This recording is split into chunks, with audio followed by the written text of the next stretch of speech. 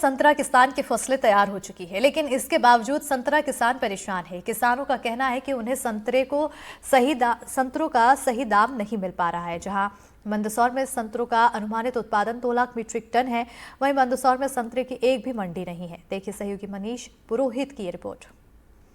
मध्य प्रदेश के मंदसौर के संतरा किसान इस समय परेशान हैं क्योंकि संतरों के सही दाम उन्हें नहीं मिल पा रहे हैं। जो यहाँ के किसान हैं इनसे बात करते हैं। जी, किस तरह की परेशानी है, कितनी परेशानी है? बहुत सारी परेशानियां हैं। जो हमेशा रेट मिलता था 30 से 40 का रेट हमेशा मिलता था संतरे का, इस साल में 10 से 12 का रेट मिल रहा है। आज लागत भी नहीं निकल रही। जो अगर मजदूर तोड़ने के लिए अगर अपन लगाएं तो वो भी लागत भी नहीं निकल पा रही संतरे के बगीचे से। ऐसे में किसान क्या कर सकता है? ऐसे में सरकार को ठोस निर्णय लेना चाहिए ताकि किसान दुखी ना हो, किसान के हित में निर्णय हो, किसान को राहत मिले। ऐसी कोई योजना लगा करके सरकार इस पे निर्णय करे।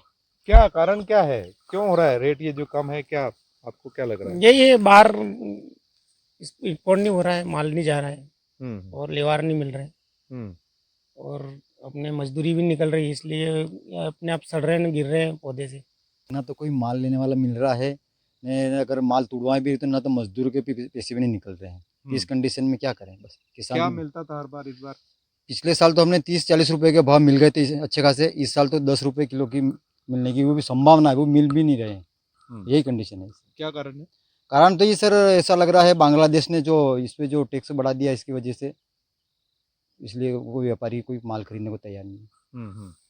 क्या करना क्या चाहिए? सरकार को कुछ करना चाहिए इसमें? सरकार को इसमें कोई ठोस कदम उठाना चाहिए जिससे किसानों के हित में हो। अभी तो बहुत 8 से 10 रुपए किलो ही चल रहा है बाजार।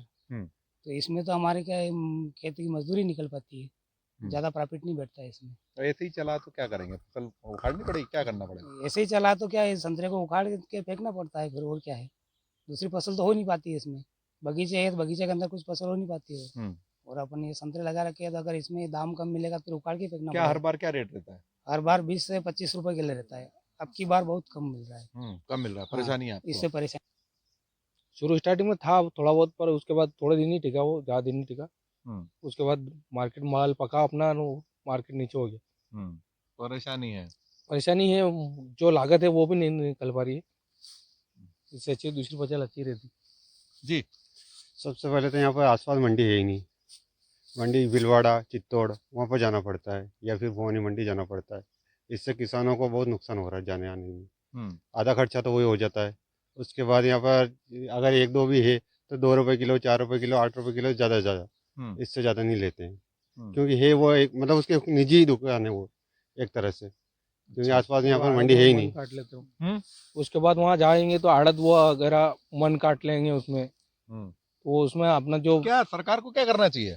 सरकार को सबसे पहले तो मंडी की व्यवस्था करना चाहिए, क्योंकि अभी यहाँ पर बहुत सारे बगीचे हो गए संतरे के, और मंडियों की व्यवस्था नहीं है। मंडियां बहुत कम है यहाँ पर आसपास में। हमको एमपी से राजस्थान में जाना पड़ता तो है क्या संतरे के लिए। आप लोग क्यों कुछ प्रोसेसिंग प्लांट नहीं लगाते यहाँ पे? सरकार इतना लोन दे रही है, सब हो रहा है, फिर क्यों नहीं करते हो? आप प्रोडक्ट क्यों नहीं बनाते? जानकारी नहीं है? जानकारी कम जानकारी है हमको जानकारी नहीं।